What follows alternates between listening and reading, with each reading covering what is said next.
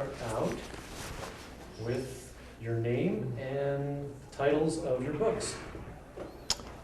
Well, the name part is easy, Harry W. Crosby. And the titles of the books, are you interested in the ones that are in print or all of them or what? Why not all of them? Well, let's do all of them then. The first one was The King's Highway in Baja California, 1974. The next one was The Cave Paintings of Baja California in 75. And then Last of the Californios, my book on the people in the mountains of Baja California in 81. And then the next was Antigua, California in 94, and Gateway to Alta California in 2002, and I did a novel, Portrait of Paloma, in 2001. So they've all been nonfiction up until the novel? All up until the novel were nonfiction. And the novel, as you might say, was novel. What prompted you to write fiction? Well, it was a visit. I call it a visitation. I was down here doing the mapping for Gateway to Alta California. I was with Graham McIntosh, one of the authors, was along. Lowell Lindsay, who was a principal in Sunbelt Publications, and Bill Everts, who is a well-known Baja California photographer. And we had a day in which we'd been told we'd find water, and we didn't. And I got severely dehydrated and got cramps and went to bed and couldn't sleep that night. And I literally had a hallucination, which went on the entire night. I don't think I went to sleep till 3 or 4 in the morning. And when I waked up, I had this whole story like it really happened. And 2 or 3 days later, when I got home, I was still remembering the whole thing. And I thought, I got to write this down and put an outline, or I'll never remember it. I started writing, and 6 weeks later, I had 200 pages of everything that I remembered from what it was, frankly, was a visit by a young woman in the Arroyo of Valladares who told me her life story. And I developed a novel out of it. And that is literally the truth. It sounds like a bunch of hoopla, but it isn't. And the proof of it is I never wrote any fiction before, and I'll probably never write any, not unless she comes back. Boy, I don't know where to start with you, Harry. You are the most prolific author that's here, and an expert, nonetheless, on your subjects. Well, remember this. When you don't invent the material, forget the novel. All the rest of them is based on documents and secondary sources. But you can proceed with a great deal of confidence because nobody holds you responsible for what you say. You just point and say, it came out of this letter or this whatever. So. But you're considered to be the foremost expert on cave paintings in Baja, is that correct? Well, I was introduced to the cave paintings years ago when I was illustrating a book on basically on the Porto La Serra expedition of 1769. And an ex-student of mine and I rode 600 miles through the mountains of Baja California on the Camino Real, and some of the people along the way showed me rock art. And when I got home, I began to try to check up and see what was known about it, and I was shocked to find that I'd seen 6 or 8 sites that had never been published. And I thought sort of, aha.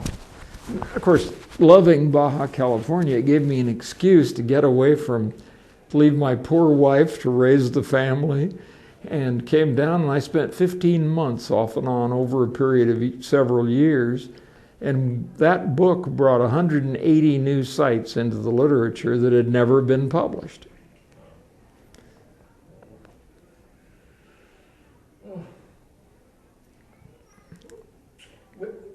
What's your background? Where did you start from before you started publishing? Well, I grew up in La Jolla, and I was in a Navy officer training program during World War II and graduated from Little Occidental College in Los Angeles. Met my wife there, got married, got a teaching credential at San Diego State University, taught 12 years first in Memorial Middle School and then opened Mission Bay High School in '53. And in '58 went back to my alma mater, La Jolla High School, and taught the last 5 years there. And I quit to become a photographer. And in 5 years, or no, actually less than 4 years, I got that job that put me on muleback to illustrate the book, and the rest, as they say, is history. How did it, had you been going to Baja before that? When did you? No, that effectively was my introduction to Baja California. As a matter of fact, I was so green that I thought when I wrote the contract to do that book, I thought I could do it from the old dirt road. I found that the King's Highway, the Camino Real, only crossed the old dirt road 3 times in the whole length of the peninsula. That's why we wound up, I bought 4 mules and hired local guides and rode the whole way in order to take the pictures.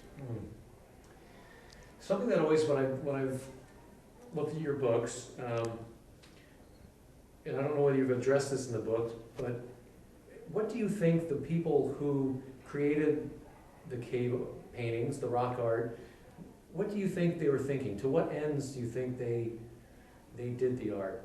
Do you think it was for future generations? No, I don't. I think that at all. As a matter of fact, I know it isn't. I can prove it. One of the most characteristic features of the Baja California rock art, and it's rather unusual on a worldwide basis, is overpainting, heavy overpainting. So they thought nothing of obliterating the paintings made I don't know how many generations before, but to me, this signifies that the paintings were put on sacred sites, we would call them. The shaman, the priests, however you want to call their holy men, probably designated places as being the places where the spirits were. I'm inventing that, but it had to be a religious impulse.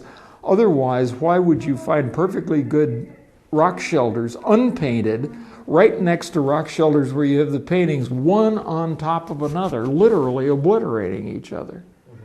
So I think it was a religious impulse. Do you think that maybe place? It was an association of good luck or whatever it was with place.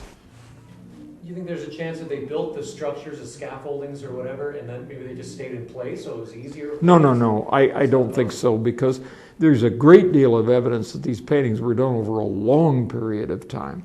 In certain caves, you find 5 layers of paintings. The oldest one is almost eroded away completely. You practically can't see it. And the newest one looks quite fresh.